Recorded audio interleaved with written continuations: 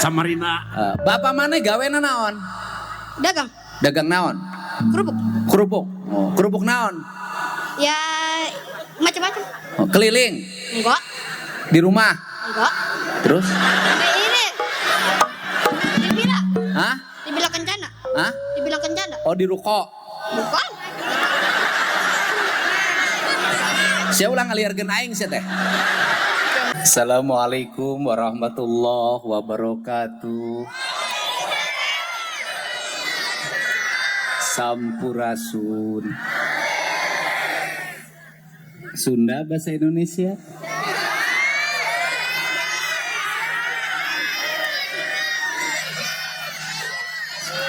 Bahasa Sunda apa bahasa Indonesia? Ya. Orang ngerti ya? Apa kabar? Sudah makan apa belum? Puasa apa enggak? Puasa apa enggak? Puasa apa enggak? Ya jangan bohong.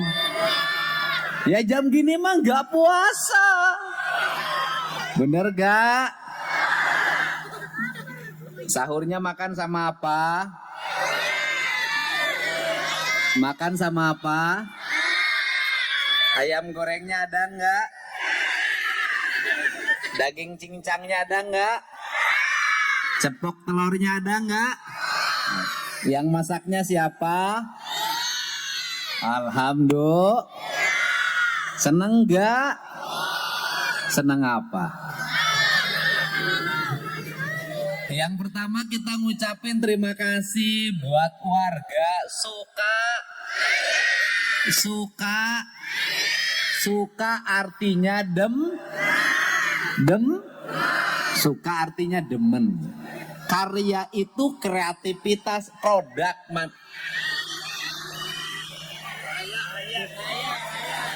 suka haya.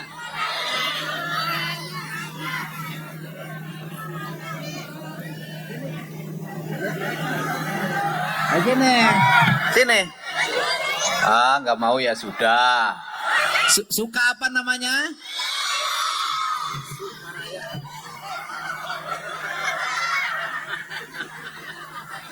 Sukaraya.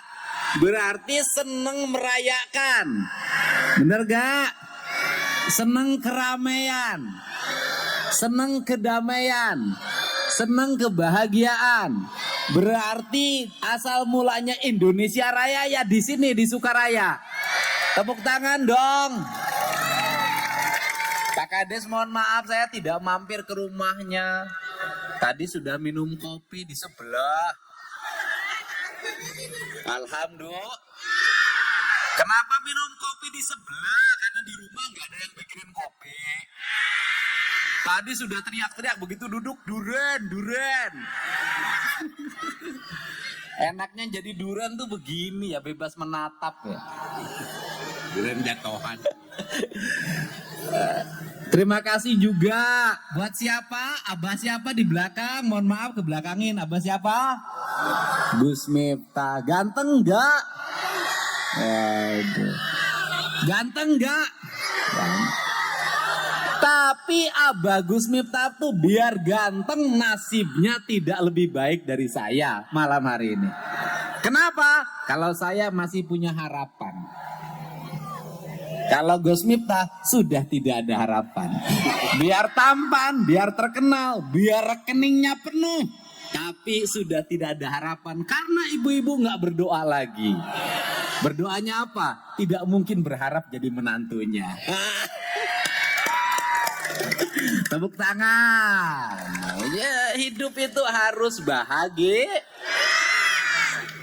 Ngapain ribut-ribut? Presiden sudah kepilih. Kamu bertengkar, bela-belain capres, sampai kamu berkelahi pukul-pukulan, Bang Emok nggak akan ada yang bayarin. Bang Keliling nggak akan ada yang bayarin, bener nggak? Presiden siapapun, kalau kita tidak usaha, kalau kita tidak rajin, ya gini-gini aja.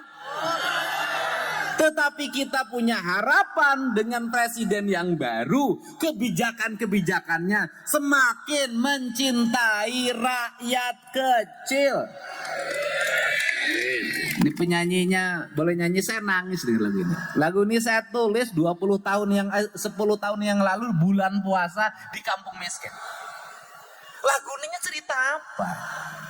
Itu lagu bercerita tentang bagaimana Nabi Muhammad SAW berpihak pada orang-orang kecil. Berpihak pada orang-orang kecil. Tugas Kanjeng Nabi membebaskan manusia. Membebaskan apa? Membebaskan dari penyembahan Tuhan selain Allah. Apa yang dibebaskan? Satu, hatinya harus terbebas dari rasa takut. Hatinya harus terbebas dari ketertekanan. Hatinya harus terbebas dari kebencian. Hatinya harus terbebas dari rasa iri. Hatinya harus terbebas dari sifat kikir. Harus merdeka. Jadi kita ini walaupun ke masjidnya rajin, tapi kalau hatinya tiap hari teriak Allahu Akbarnya membenci orang lain, itu orang bukan orang merdeka, tapi itu orang-orang terpenjara oleh hawa nafsunya sendiri. Nah, boleh penyanyinya sini, biar ngerti ini lagu saya bikin tidak sembarangan. Ayo, kamu boleh maju ke depan, tapi jaraknya 1 meter dari saya. Kenapa? Ya, hah? Oh boleh, belakang kamu jangan lama-lama lihat, nanti jatuh cinta. Aku ini nggak sanggup sama dia, satu aja, minta skincare-nya tiap hari. Ayo, sok yang rapnya. Nah, jadi tangis. Jerit tangis baik suci memetik bintang kejora, kaki yang menghantam bumi telah mengguncang langit jingga.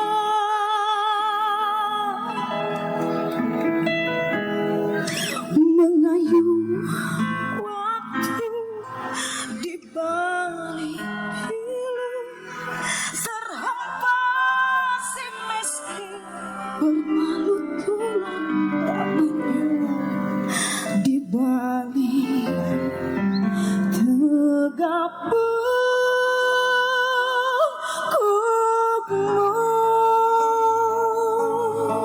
Ya. Nah, kita ini harus membebaskan kemiskinan.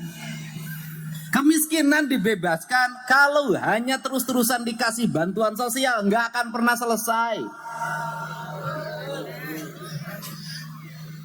Yang ada adalah keributan, tidak pernah berhenti. Haji Udin menang bantuan, Karima Icih nusalakina geus paeh 70 tahun katukan teu kabagean. Bener teu? Iya teh nu meunangna dulurna RT jeung kades bae. Pasti gitu. Padahal, udah silakan duduk. Padahal kebijakan pendataan kemiskinan bukan ranahnya kepala desa, itu ranahnya Kementerian Sosial berdasarkan data BPS. Yang menjadi problem apa? Yang menjadi problem adalah Kementerian Sosial harus ngontrol seluruh Indonesia, sedangkan perubahan manusia dalam setiap waktu. Tadi pagi saya ketemu orang nangis. Kamu kenapa nangis? Saya harus berobat tiap hari, Pak. Terus kenapa? Rumah saya di atas sungai di Kerawang di desa Cibalong Sari. Masalahnya apa? Dulu suami saya kerja, Pak, di pabrik, meninggal. Setelah itu hidup saya jatuh miskin karena nggak ada yang mengupayakan. Lapor sudah, tapi nggak berubah-berubah. Nggak bisa satu Kementerian Sosial nanganin problem seluruh Indonesia. Harus diturunkan kebijakannya pada tingkat teknis.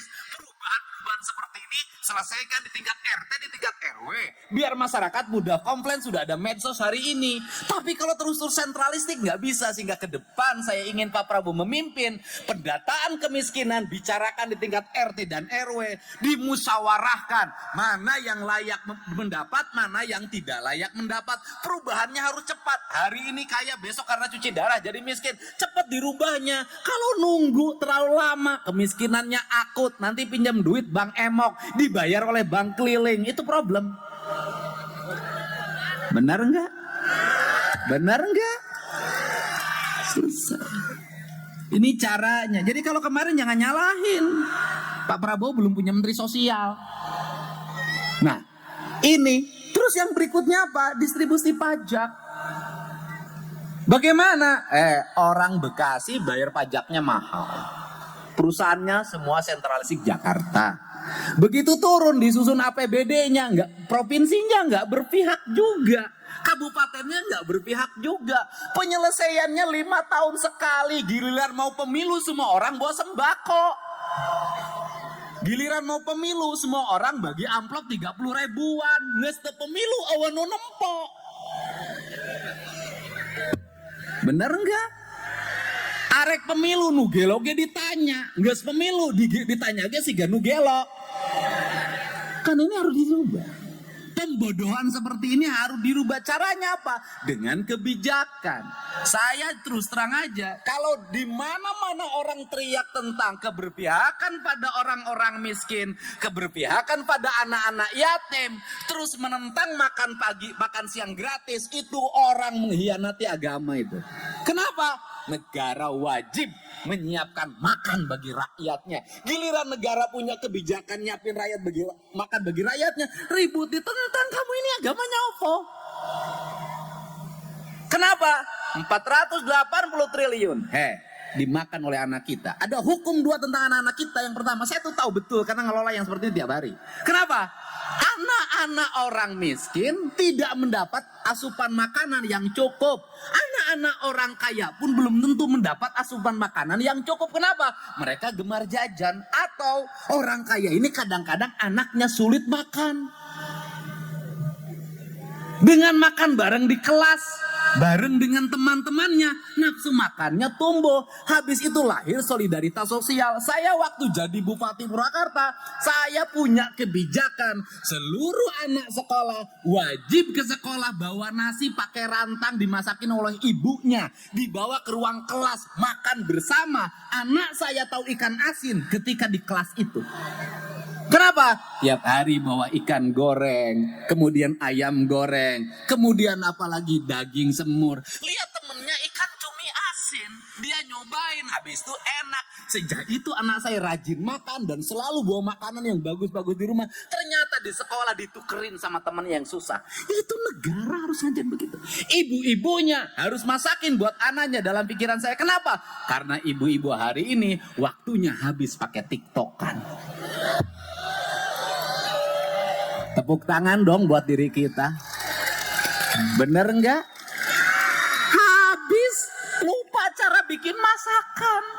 Lupa bikin masakin anak-anak. Saya ngalamin ibu saya diakel, dikari, diisikan, di tengahan. Ngalamin ibu sekarang saya tahu kalau masak nasi masukin magicom disetrum. Mantake jona panas. Habis itu apa? Saya punya kebijakan jam 6 pagi di kelas, Bu. Ternyata saya bikin riset.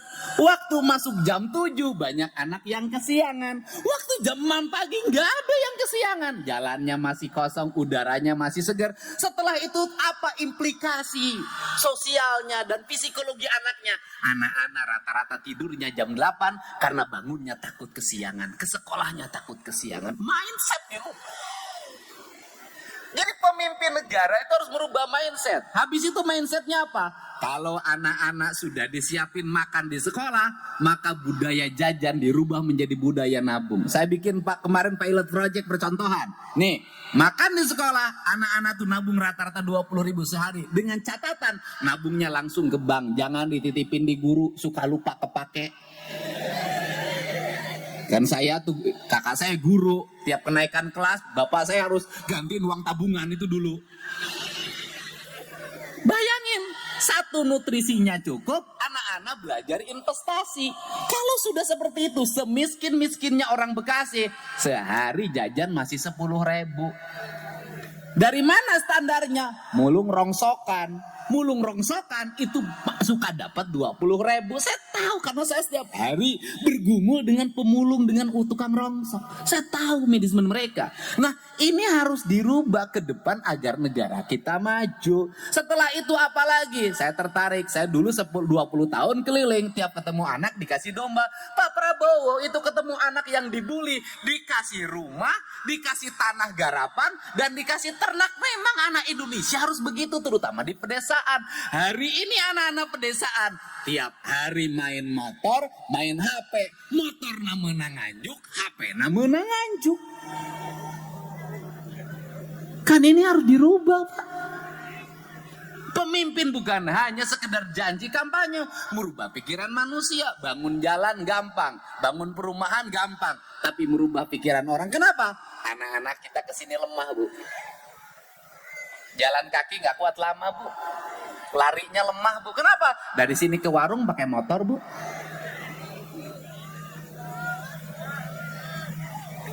Saya dulu punya kebijakan, tidak boleh anak di bawah umur ke sekolah pakai motor. Ditilang itu saya dulu. Tetapi anak-anak pedesaan, kemudian yang tidak ada jaringan kendaraan, saya siapin angkutan gratis. Pak Prabowo itu punya konsep itu. Kita bikin deh ke depan, anak-anak ke sekolah nggak usah pakai motor. Negara nyiapin mobil angkutan umumnya itu, angkotnya disewa, dikontrak oleh negara, ngangkutin anak-anak sekolah gratis. Keren negara begini. Bener gak? Kan pengen jadi negara maju, jangan ngomong terus anti Cina, anti Cina. Anak-anak orang Cina dididik dengan baik, dididik dagangnya baik. Anak-anak orang Indonesia dididik nganjuk. Bener nggak? Setuju nggak? Mau berubah nggak? Di Bekasi pabrik banyak nggak? Kebagian kerjaan semua nggak? Enggak. Susah kerjaan ya? Di Bekasi orang kaya banyak nggak? Tapi orang nggak punya rumah, rumahnya diirigasi banyak. Kan ini nggak boleh dibiarkan berlarut. Dan keterpanggilan Pak Prabowo adalah perubahan. Orang-orang miskin harus berubah taraf hidupnya. Tapi orang miskin pun tidak boleh berjiwa miskin. Saya selalu ngomong berulang-ulang. Bisa lihat tayangan YouTube saya. Kalau kamu jadi manusia silver, nanti kamu punya suami pengamen, anak kamu nanti manusia silver lagi. Kalau kamu mulung terus, nanti anak kamu pemulung lagi. Semua bukan berarti pemulung hina, bukan. Tapi dirubah. Saya punya gagasan, pemulung-pemulung itu nanti harus diangkat jadi pegawai dinas lingkungan hidup. Kerjanya adalah ngumpulin sampah plastik untuk tidak mencemari lingkungan. Negara memberdayakan mereka dibanding ngangkat pegawai yang ada kerjaannya. Itu setuju nggak? Ngerti kan? Ngerti kan? Oh, ini teman saya tuh anak-anak semua. Ada deh, bere duit. Pasti bere duit ngomong nah. Tadi ya coba mana? Ayo, Saha, Sanwani. Ayo sini kamu, sini. Ayo sini. Oh sini, sini. Ayo. Oh, wah, sip, oke. Mic-nya dicek dulu, ada suaranya nggak? Cek, cek, Cek, cek. cek. Gini dong, gini, biar jadi orator kayak Gus Miftah. Tahu orator? Enggak. Hah? Orator tahu nggak? Kagak. Yang suka ngedorong traktor tuh namanya orator. Oke, cek. Cek. Siap. Siap. 1, 2, 1, 2. 1, 2, 1, 2. Siapa presiden terpilih? Prabowo. Oh beres. Nomornya nomor berapa? 2. Goyangnya goyang apa? Goyangnya goyang apa? Goyang-goyang apa? Gemoy. Oke. Kamu namanya siapa? Fitra. Fitra. Oh sebentar lagi lebaran kamu dapat Fitra. Bapakna saha? Ngomongnya Sapardi. Hah? Sapardi. Saha? Sapardi. Saha? Sapardi. Ngomongnya Sunda bahasa Indonesia di mah. Padang. Oh, orang Padang. Bapak orang Padang. Oh, bapak orang Padang. Padangnya mana? Bukan orang Padang, orang Sumatera Barat. Iya udah. Ya, bukan Padang, bisa menjadi Batu Sangkar. Mana Sumatera Baratnya bapak? Sumatera Baratnya mana? Kamu pernah ke sana nggak? Kan baru. Hah? Kan baru. Bukan baru, Arisia. Ya, Pekanbaru jeung Sumatera Barat mah beda, Arisia. Sumatera Barat mah Jayapura. Pekanbaru sebelah mana Tanjung Pura? Kamu sekolah nggak? Sekolah. Mic-nya deketin. Sekolah. Kelas berapa? 6. Sekolah SD mana? Min. Hah? Min. Min. Sekolahnya di Min. Iya. Singkatan dari apa? Min. Madrasah Ibtidaiyah. Wih, N-nya apa? Negeri. Bener, keprok, hebat. Mas bisa ngaji, guys? Bisa. Bisa. Bisa. Alas kurang dites ya. Indungna orang mana? Garut. Garut. Sunda berarti. Iya. Mas pernah ke Garut mana? Pernah. Di mana Garutna? Teh nyaho di wae. Samarinda. Bapak mana gawena naon? Dagang. Dagang naon? Kerupuk. Kerupuk. Kerupuk naon? Ya macam-macam. Keliling. Enggak. Di rumah. Enggak. Terus? Ini. Dibilang. Hah? Dibilang kencana. Hah? Dibilang kencana. Oh, di ruko. Bukan. Saya ulang ngaliarkeun aing sia teh. Gak ngerti. Dagangna di mana sia teh? Di pinggir jalan. Di pinggir jalan. Make bangku. Enggak. Bukan diseret sia mainnya nyaho. Jualannya pakai meja. Terpal. Oh, pakai terpal. Oh, ngampar. Kerupuk naon ngaranna? Enggak tahu macam-macam. Oh, macam-macam. Di antaranya sebutkan 5 jenis kerupuk. Kerupuk kulit. Terus? Kerupuk apa ya? Yang bikin kerupuknya siapa? Orang. Oh, Mang dagangkeun. Iya. Bapak kamu jualin kerupuk punya orang. Enggak beli.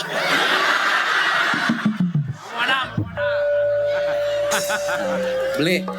Oh, mau punya modal sendiri. Iya. Beli kerupuk digoreng di rumah. Kagak. Kagak. Ya, udah beli kerupuk udah jadi langsung dijualin di pinggir jalan gitu. Iya. Ada yang beli? Ada. Banyak. Ya kadang banyak kadang ini. Udah kebeli rumah berapa biji? Belum baru Belum. satu. Satu. Udah lunas belum rumahnya? Udah. Udah, bagus dong. Kamu suka bantuin nggak? Suka. Kadang. Ah? Apa? Kamu kerjanya main mulu.